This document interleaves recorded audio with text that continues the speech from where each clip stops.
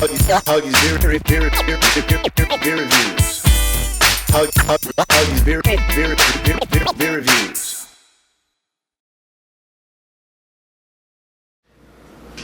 What's going on, everybody? Welcome back to another one of Hoggie's beer reviews.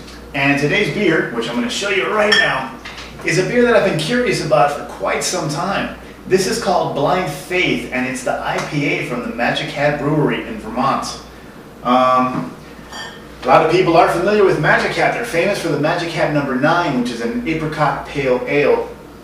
It's not a tough guy beer. You know, it's not a beer you seek out. But I've had quite a few here and there. It's a mellow beer. It's a pale ale with an apricot flavor to it. But it's well made. It's a good beer to start the night, end the night, or to give to someone who's new to craft beer, or even better, that's what you give to a girl who doesn't like beer. Here, baby, here's a beer. It tastes like apricot. You'll like it. So, I mean, but that's the fame they have with, that's the fame Magic Hat has, the No. 9. But this is their IPA. And it turns out this is not a year-round beer. I punched it up on Beer Advocate, and it surprised me what I found. Now, just to let you know off top, out of 397 reviews, it receives a B+. That's a good thing. The bros, the guys who run Beer Advocate, give it a B-. Okay, not bad. And of course, it's the Magic Hat Brewing Company in Vermont. But what surprised me was the style, because I figured it's just a regular IPA, an American IPA, you know, in the vein of Dogfish Head 60 Minute or the Sierra Nevada Torpedo, you know? No.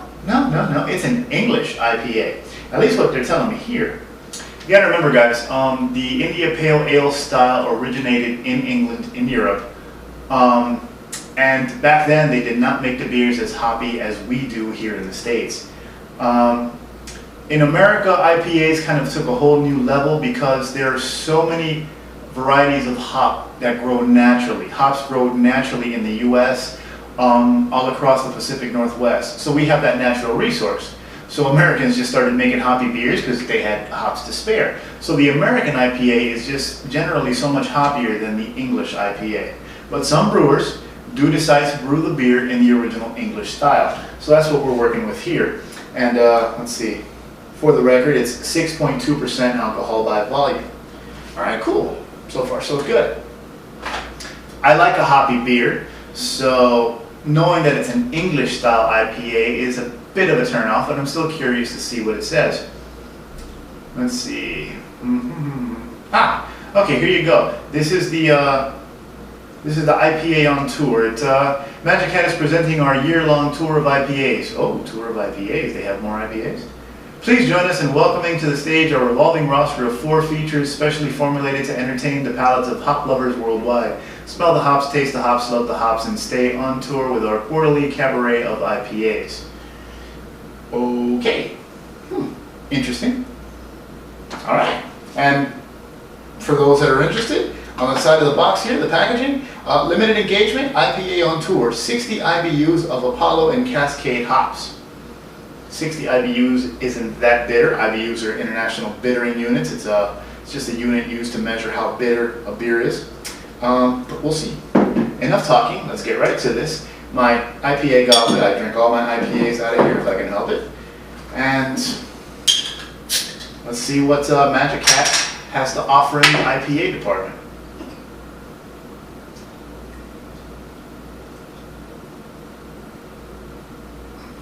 It's going to be hard for me not to like an IPA, but easy for me to be disappointed in an IPA. So, we'll see. Because this is the kind of IPA that I could always get behind. The price point on the 6-pack is good.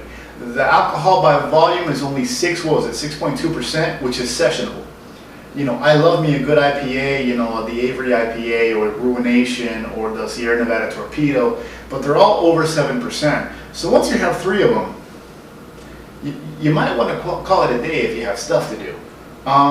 When you have a lower percentage of alcohol, you know, in the 5 and the 6, you can have a couple more and, you know, they don't hit you as hard and as fast. So, sessionable is the word there. But anyways, looking at the beer. Orange amber color, approaching a copper. It's a beautiful orange amber. It's relatively clear. It's not crystal clear. There's a bit of haze to it. It's a good looking beer, good color. The head looks good. It's dense. It's dense. It's foamy.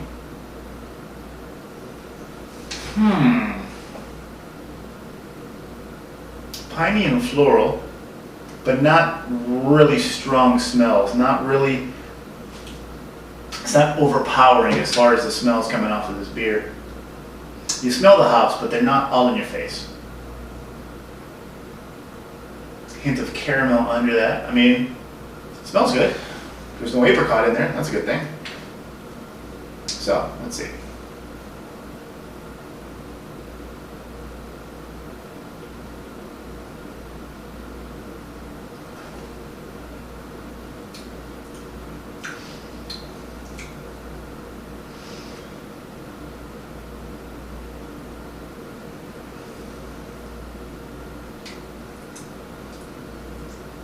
Interesting. I'm not sure what to make of this. The body is thinner. As in, you know, and remember, when we say thin, we mean more water-like. I'm not going to say it's a watery beer, but the body is thinner than I expect for a beer that color. Orange amber, you'd expect something a little heftier, you know, more of a medium body or approaching medium. This is damn near thin. And this is a maltier brew. Right now I have it cold. If this were warmer, it would get sweeter because the malt always comes out more as the beer warms. I'm not a huge fan of malty IPAs. So far, it's not that bad. But that thinness really...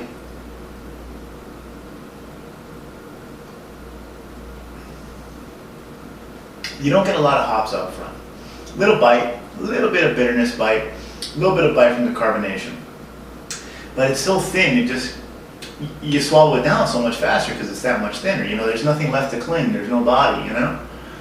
As you swallow it down, you catch that malt middle, and it's slightly sweet. It's tasty. Nothing wrong with that. And then in the finish, you know, a little bit of pine, a little bit of maybe an orange peel, floral kind of thing. But it fades. Like the flavors themselves, the bitterness kind of fades quickly and you're left with that resinous coating in the back of your throat. I mean, for the price, you know, I got them, I'll drink them. It's not a bad IPA. It's not a great IPA. I've had so much better. Yeah, it's hoppy, but it's not like uber hoppy, you know. It's got a good amount of hops. This is more of an American IPA than an English IPA. I don't know what Beer Advocate's talking about. Or, you know, if Magic Hat decided to brew it as an English IPA, it came out more like an American.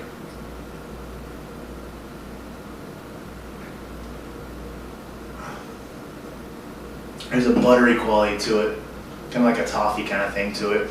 Maybe they use like some kind of a European malt or something. It is kind of reminiscent of like a British pale in a way, much hoppier. It's kind of in between. It's not necessarily a standard old school English IPA. It's nowhere near an American. It's in the middle. It's thin. It's underwhelming. It's underwhelming as far as IPAs go. This is damn near a glass half empty. I'm disappointed. I expected more. I think that if you like IPAs, like really good hoppy American IPAs, you shouldn't waste your time or your money with this. That's Hoggie's opinion. Bottom of the cap, it says, history is all reruns. Okay. Yeah, no. I mean, it's drinkable. There's nothing offensive. There's nothing bad about it. But as far as the style, yeah. That's my final vote. Yeah. And I'll leave it at that, guys.